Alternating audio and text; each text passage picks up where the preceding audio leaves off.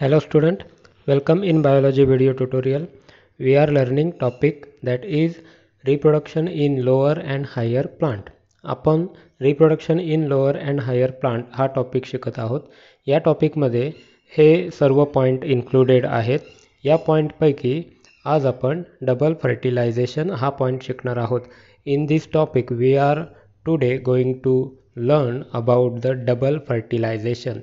The word double itself says that हा जो double हा शब्द असा सांगतो की या ठिकाणी फर्टिलायझेशनची जी क्रिया आहे ही दोन वेळा घडते किंवा दोन ठिकाणी घडते, म्हणून याला डबल फर्टिलायझेशन असं म्हटलं जातं. कारण की मेल गॅमेट जे आहेत एन्जिओस्पर्ममध्ये ते इथे दोन मेल गॅमेट तयार होतात. त्या दोन मेल गॅमेटपैकी एक मेल गॅमेट एग सेल बरोबर युनाईट होतो आणि झायगोटची निर्मिती होते, आणि दुसरा मेल गॅमेट हा सेंट्रल सेल बरोबर युनाईट होतो आणि तिथे ट्रिपल फ्युजन होतं आणि डिप्लॉइड एंडोस्पर्मची निर्मिती होते. Here in this case one male gamete unite with the egg cell to form a zygote and another male gamete unite with the central cell with the triple fusion and formation of primary endosperm cell takes place. Double fertilization is a complex fertilization mechanism in the flower that are angiospermic plant. हा जो event आहे हा एंजिओस्पर्मिक प्लांटमधला सगळ्यात complex असा event आहे. It was discovered by the Navaschin in Lilicus plant like Lilium and Fritillaria. Lilium आणि फ्लिटिलारिया या दोन प्लांटमध्ये हा जो डबल फर्टिलायझेशनचा प्रकार आहे एंजिओस्पर्ममध्ये दिसून येणारा याचा शोध लागला आणि तो नवाश्चिन या सायंटिस्टने शोध लावलेला आहे. मग इथे काय होतं, after pollen grain has reach the surface of stigma, it germinate and form a pollen tube which penetrate the stigma, style, ovary, the chamber and then enter the ovule. त्याच्यानंतर हा ओव्हिलमध्ये एंटर करतो. म्हणजेच पोलन ग्रेन हा स्टिग्माच्या सरफेसवरती जेव्हा पोचतो तिथे pollen ट्यूबची निर्मिती होते, ती त्या स्टाईलमधून एंटर होते आणि ओव्हिलपर्यंत जाऊन पोचते आणि अशा प्रकारे त्या पोलन ट्यूबमधून जे गॅमेट्स असतात ते कॅरी केले जातात ओव्हिलपर्यंत.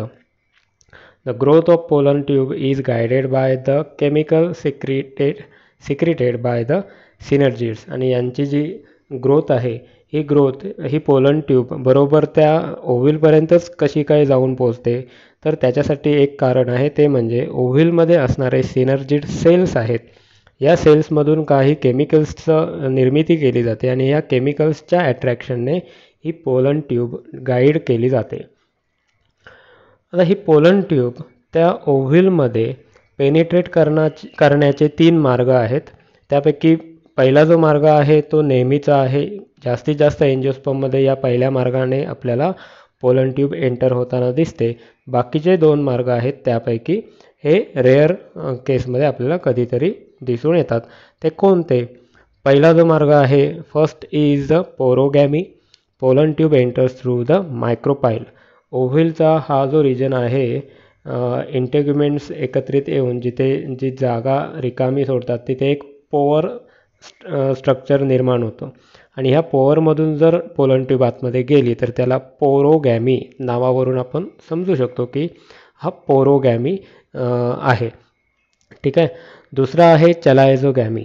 चलाजा रिजन हा जो आहे ओव्हिलचा, इथून जर ही पोलन ट्यूब आतमध्ये पेनिट्रेट झाली तर त्याला म्हणायचं चलायझोगॅमी. आणि तिसरा जो भाग आहे तो म्हणजे मेसोगॅमी. जर या इंटेग्युमेंट्समधून जर पोलन ट्यूब एंटर झाली तर त्याला मेसोगॅमी असं म्हटलं जातं. तर हे आहेत पोलन ट्यूबच्या एंट्रीचे 3 मार्ग, ते म्हणजे पोरोगॅमी, चलायझोगॅमी, मेसोगॅमी. Finally, the pollen tube penetrates embryo sac of ovule through its micropylar end. As non-motile male gamete are carried through the hollow pollen tube, it is known as symphonogamy that ensure the fertilization to takes place. यामध्ये fertilisation घडवून आणण्यासाठी ही pollen tube जी आहे ही embryo सॅकमध्ये penetrate करते. मायक्रोपायलर एंडच्या दिशेने penetrate करते. त्याचबरोबर ह्या ट्यूबमधून जे दोन मेल गॅमेट स्पर्म सेल या ठिकाणी दाखवलेले आहेत, दोन मेल गॅमेट हे आणले जातात. हे त्या होलो पोलन ट्यूबमधून जे आणले जातात ह्या फिनॉमिनाला सिम्फोनोगॅमी असं म्हटलं जातं. It is called as सिम्फोनोगॅमी.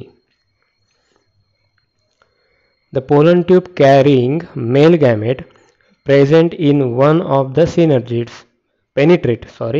pollen tube ही जी येते ही या सिनर्जिड्स या एग सेलच्या शेजारी दोन सिनर्जिड सेल्स आहेत, हा एक आणि दुसरा एक. या दोन सिनर्जिड्सपैकी कोणत्या तरी एका सिनर्जिड्समध्ये ही पोलन ट्यूब पेनिट्रेट करते.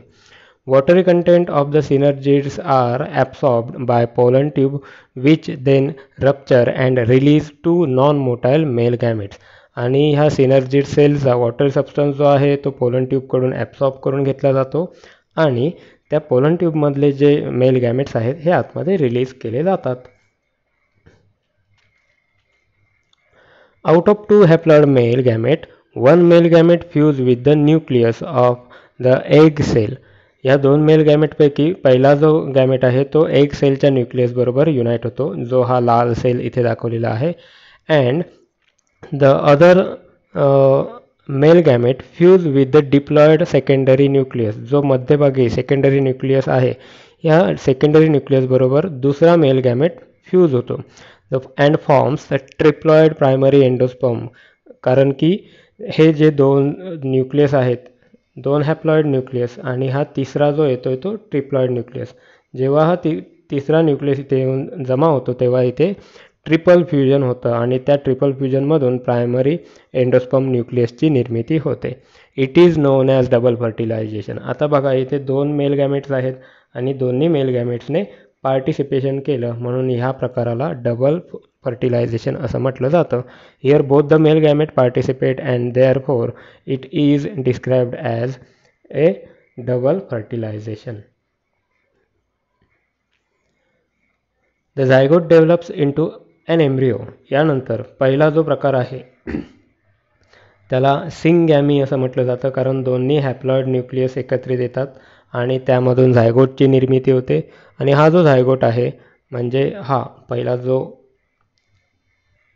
फर्टिलाइज झालेला आहे, इथे झायगोटची निर्मिती होते की जो डिप्लॉइड सेल असतो ह्या डिप्लॉइड झायगोटची निर्मिती होते आणि त्याचं डेव्हलपमेंट नंतर एम्ब्रिओमध्ये केलं जातं. Syngamy is a type of generative fertilisation whereas the triple fusion is a type of vegetative fertilisation. हा जो फर्टिलायझेशन आहे त्याला व्हेजिटेटिव्ह फर्टिलायझेशन म्हटलं जातं आणि या फर्टिलायझेशनला जनरेटिव्ह फर्टिलायझेशन असं म्हटलं जातं. आणि हा जो व्हेजिटेटिव्ह फर्टिलायझेशन आहे तो काय आहे, ट्रिपल फ्युजनने तयार झालेला फर्टिलायझेशन आहे. तर हा दोघांमधला फरक आहे. यानंतर यांचे सिग्निफिकन्स आपण बघूया. डबल फर्टिलायझेशन आहे याचा अर्थ इथे त्याचे काही सिग्निफिकन्ससुद्धा असतील ते आपण इथे बघूया. It is a unique feature of angiosperm. Double fertilisation हा प्रकार एन्जिओस्पर्ममधलाच युनिक फीचर आहे, इतर कोणत्याही ग्रुपमध्ये आपल्याला आढळून येत नाही. It ensures that the parent plant invest a seed with a food store only if the egg is fertilise. आणि यावरून एक एन्श्युअर असं केलं जातं की ज्या वेळेला एग हा फर्टिलाइज होतो त्याच्याच बरोबर प्रायमरी एंडोस्पर्म जो आहे तो फूड स्टोअर करणारा टिश्यू आहे, न्यूट्रिटिव्ह टिश्यू आहे. म्हणजे एग फर्टिलाइज झाला याचा अर्थ न्यूट्रिटिव्ह टिश्यूसुद्धा तिथे तयार झाली, हे एन्श्युअर केलं जातं एन्जिओस्पर्ममध्ये.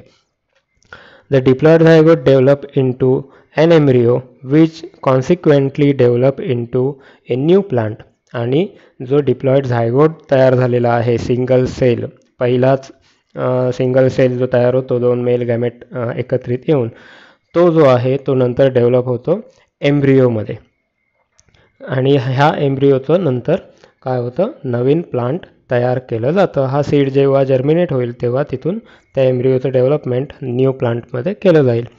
The triploid PEN primary endosperm nucleus develop into nutritive endosperm tissue. आणि हा जो ट्रिप्लॉइड टिश्यू आहे, ट्रिप्लॉइड हा जनरली न्यूट्रिटिव्ह टिश्यू म्हणून डेव्हलप होतो आणि हे जे न्यूट्रिटिव्ह टिश्यू आहे, काही सीडमध्ये आपल्याला प्रेझेंट दिसतात आणि काही सीडमध्ये हे न्यूट्रिटिव्ह टिश्यू कॉटिलिडॉनने व्यापलेले दिसून येतात. For example here in this seed, this is a monocotyledonous seed.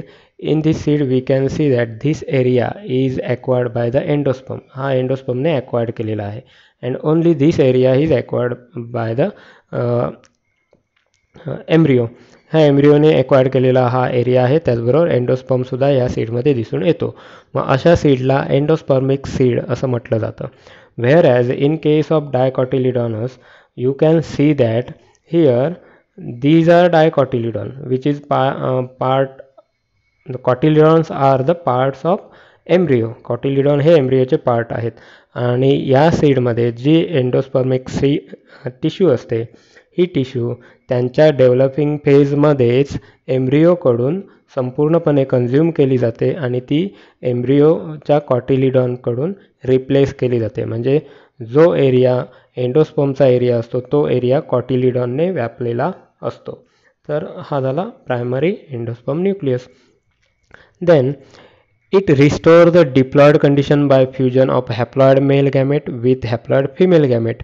आणि फर्टिलायझेशन आहे, याचा अर्थ काय, दोन हॅप्लॉइड गॅमेट्स एकत्रित येतात आणि एक डिप्लॉइड झायगोट आणि त्या डिप्लॉइड झायगोटपासून नवीन प्लांटची निर्मिती होते.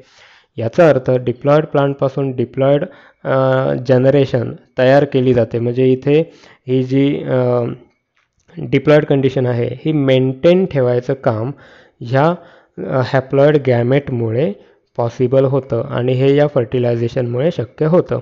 It also helps to avoid polyembryony. त्याचबरोबर हा पॉलीएम्ब्रियॉनी अवॉइड करायलासुद्धा मदत करतो. डबल फर्टिलायझेशन हा पॉलीएम्ब्रियॉनी कंडिशन अवॉइड करण्यासाठी मदत करतो. तर आज आपण या व्हिडिओ लेक्चरमध्ये डबल फर्टिलायझेशन त्याचबरोबर त्याचे सिग्निफिकन्स हे बघितलेले आहेत. Hope you have understand all of this information. Thank you. We will see in next video.